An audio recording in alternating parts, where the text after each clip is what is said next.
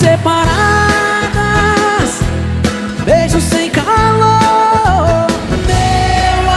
Léo Magalhães, 10 anos, ao vivo em Goiânia. Entre o sertanejo e o brega, Léo Magalhães mostra o seu quarto DVD. Por que é tão querido pelos fãs? O pneu, amor, voltou.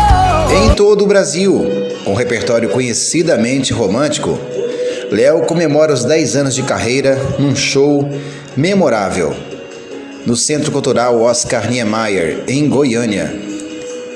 Entre as participações mais do que especiais do projeto, Leonardo, Xande, do Grupo Aviões, Lucas Luco, Bruno e Marrone e 20 faixas que incluiu muitas canções que faziam o homem chorar. Trouxe a paz que eu tanto quis. Meu amor voltou, aí o homem chora, fala comigo, amo amar você, quero ter você, vem fazer amor comigo, onde anda meu amor? Será que ela vem?